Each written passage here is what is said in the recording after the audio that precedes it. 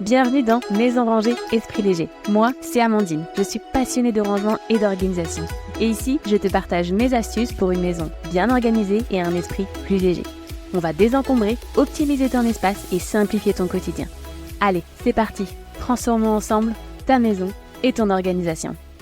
Saviez-vous qu'en moyenne, une famille jette entre 20 et 30% des aliments qu'elle achète?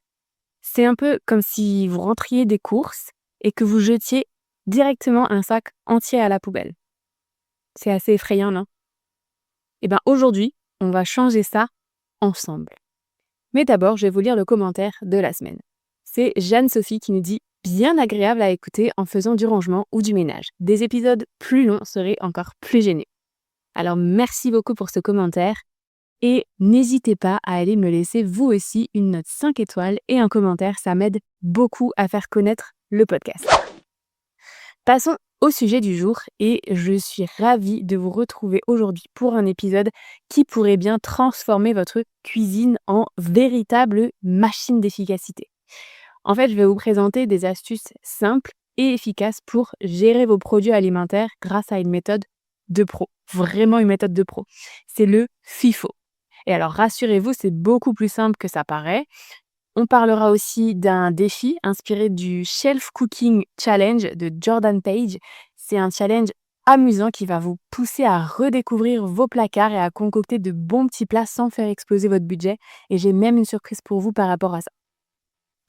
Alors, est-ce que vous êtes prête à économiser et à ne rien gâcher? Restez avec moi et à la fin de cet épisode, vous serez complètement paré pour gérer vos aliments comme une vraie chef. On va commencer par le FIFO, qui est un outil assez simple en fait, mais vraiment puissant. Peut-être que ce terme, il vous semble un peu barbare, mais en fait, je vous promets que c'est vraiment d'une simplicité déconcertante. Le FIFO, c'est tout simplement en fait l'acronyme de First In, First Out. Autrement dit, première entrée, première sortie. C'est un terme hyper courant en logistique où on a l'habitude en fait de gérer tout type de stock et la logistique, c'est mon métier de base. Donc le FIFO, je connais. Imaginez tout simplement une file d'attente à la caisse d'un magasin. La personne est arrivée en premier, et bien c'est la première à passer à la caisse. Et bien vos aliments, c'est exactement la même chose. Ceux que vous avez achetés en premier doivent être consommés avant les autres. Comment est-ce que vous pouvez l'appliquer chez vous? Alors, premièrement, vous allez pouvoir réorganiser vos étagères et votre frigo. Quand vous faites vos courses, vous placez toujours les nouveaux produits derrière ceux qui sont déjà présents. Par exemple, si vous achetez des yaourts aujourd'hui, vous allez les glisser derrière ceux qui sont déjà dans le frigo. Sinon, si vous ne faites pas attention, vous risquez en fait de laisser ceux qui ont une date plus courte, parce que si vous les avez achetés avant, ils ont forcément une date plus courte, ils vont finir à la poubelle, parce que s'ils restent derrière, vous allez les oublier et pas les manger.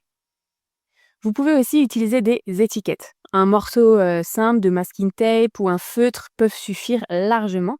Vous inscrivez la date d'achat sur tous vos pots, vos conserves, vos plats, etc. Ça va vous éviter aussi de jeter parce que vous allez voir la date directement sur les aliments. Ou alors, tout simplement, vous faites une petite barrière entre les courses, entre les conserves, ou alors vous mettez sur un étage différent. Trouvez un système en fait pour différencier les nouveaux arrivés des déjà présents. Ensuite, vous allez pouvoir créer des zones dédiées. Dans le frigo, vous allez regrouper tous les produits par catégorie d'aliments. Ne mettez plus les choses n'importe où. Essayez d'organiser votre frigo. Alors, je ne vous dis pas d'aller jusqu'à mettre des petites boîtes partout, etc. Juste, essayez d'organiser une étagère pour tout ce qui est produits laitiers, une étagère pour tout ce qui est viande, charcuterie, etc. Une étagère pour tout ce qui est fromage, et puis dans la porte on met les jus, les laits, etc. Enfin voilà, essayez d'organiser vraiment au maximum par catégorie d'objets, comme ça vous savez que les yaourts ils se baladent pas un peu partout dans le frigo. Ensuite, dans les placards, vous allez faire des zones FIFO pour les pâtes, les conserves et tous les autres produits secs. Essayez toujours de mettre en avant du coup les produits qui étaient déjà dans vos placards et de mettre toujours les nouveaux produits derrière si vous avez que des placards. Si vous avez des tiroirs, c'est pareil, mettez devant et ce sera beaucoup plus simple. Croyez-moi, en adoptant cette organisation, vous allez vraiment gagner, alors non seulement de temps au quotidien, mais aussi vous allez beaucoup réduire tout ce qui est perte, gâchis. On pense pas souvent à ça en rangeant nos courses et pourtant c'est hyper pratique. Même s'il y a certains produits qui ont une date longue de conservation, tout ce qui est conserve, etc., c'est quand même assez long en date, c'est quand même mieux de les manger par ordre d'achat. alors je demande bien qui n'a jamais retrouvé une conserve périmée? Perso, ça m'est arrivé moi et donc je dois pas être la seule et en fait, ça prouve que l'organisation du placard, tout simplement, elle peut être améliorée. Si on arrive à trouver une conserve périmée, c'est qu'il y a quelque part un souci. On va maintenant passer du coup à mieux gérer pour mieux économiser. Alors, gérer ses aliments comme une pro, c'est bien, mais en faisant des économies, c'est encore mieux. Du coup, on va voir quelques petites stratégies simples mais efficaces. Premièrement, planifiez vos repas intelligemment. J'en ai déjà beaucoup parlé, c'est vraiment mon cheval de bataille. Au lieu de partir d'une liste de recettes et d'acheter les ingrédients nécessaires, faites l'inverse. Regardez d'abord ce que vous avez déjà chez vous et élaborez votre repas en conséquence. Et c'est là que votre inventaire FIFO que vous avez fait juste avant va devenir votre meilleur allié. Vous savez ce qui doit être consommé en premier, donc vous pouvez adapter votre menu en fonction. Deuxièmement, vous allez faire une liste de courses ciblées. Encore une fois, c'est vraiment un classique pour moi, mais les courses à l'aveugle, c'est la porte ouverte aux achats impulsifs. Et, bien sûr, au gaspillage du coup. Avant de partir, faites un rapide état des lieux de vos placards et de votre frigo. Vous listez uniquement ce dont vous avez besoin et surtout, petit conseil, n'allez jamais faire vos courses le ventre vide. Ça évitera vraiment toutes les tentations de tous ces petits snacks qui finissent souvent oubliés. Hey, le challenge Reprenez la main sur votre quotidien, 5 jours pour s'organiser, revient du 24 au 28 février et je vous invite à y participer. Le challenge, c'est quoi? C'est 5 jours pour apprendre à utiliser la méthode des petits pas et à trier, désencombrer et organiser vos espaces en moins d'1 heure par jour.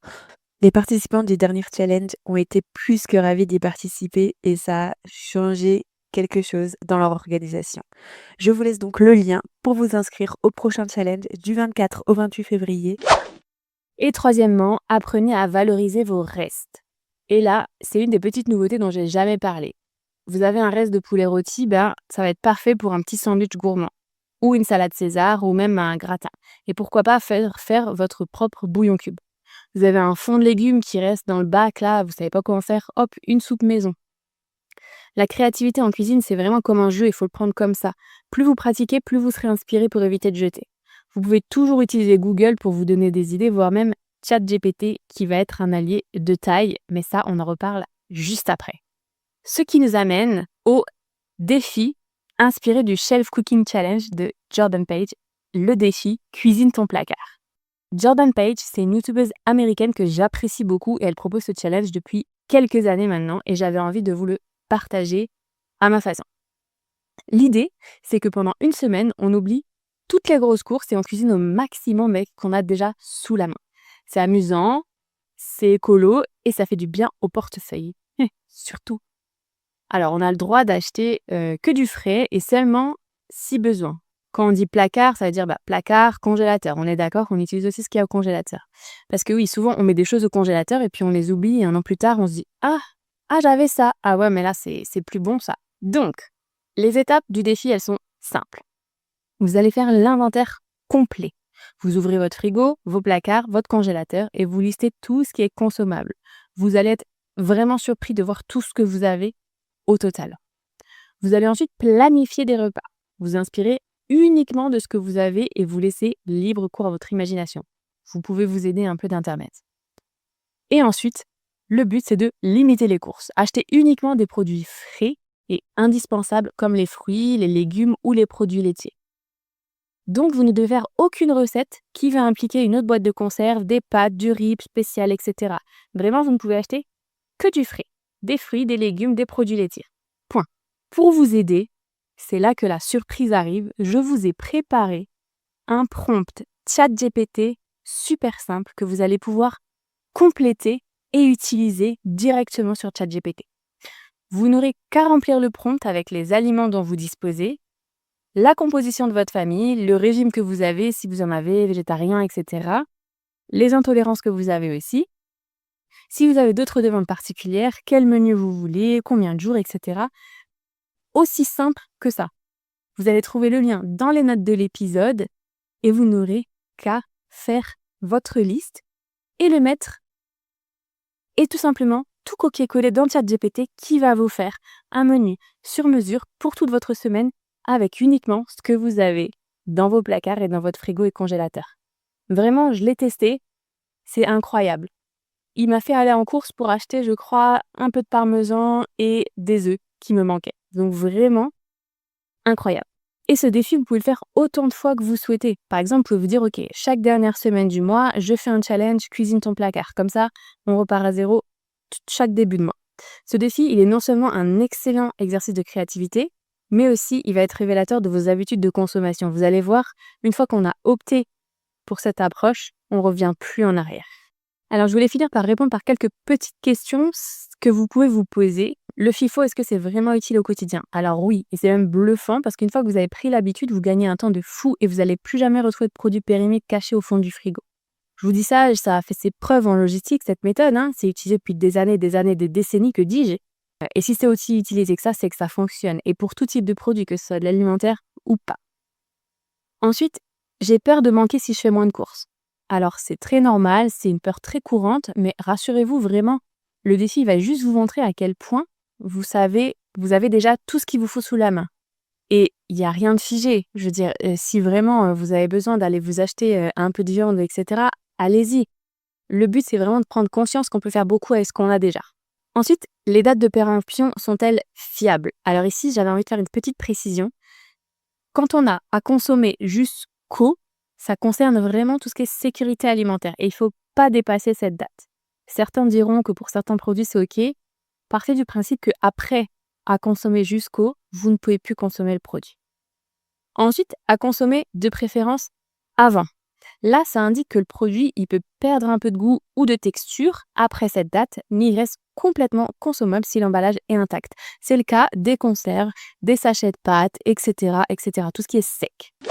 Voilà pour cet épisode. J'espère que vous êtes prêts à devenir des pros de la gestion alimentaire. On a vu ensemble cette méthode simple qui est la méthode du FIFO. On a vu des astuces pour planifier vos repas et économiser. Et puis le défi cuisine ton placard. Vraiment, allez utiliser ce prompt. Vous verrez, c'est bluffant. Il va vous pondre un menu incroyable juste avec ce que vous avez dans vos placards et juste quelques petites courses. Il est fait exprès pour ce défi, mais vous pouvez le réutiliser à l'infini. Vous pouvez l'utiliser toutes les semaines si vous voulez.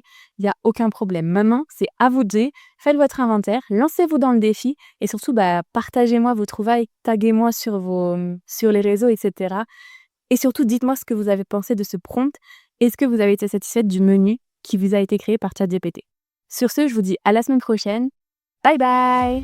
Merci beaucoup d'avoir écouté cet épisode jusqu'à la fin. J'espère qu'il vous aura été utile et qu'il vous aura appris quelques petites choses. Et si c'est le cas, vous pouvez me laisser un petit commentaire et une note 5 étoiles, ce qui va beaucoup m'aider à faire connaître le podcast à d'autres personnes et peut-être aider encore plus de monde. Merci encore pour cette écoute. À bientôt dans le prochain épisode. Bye bye!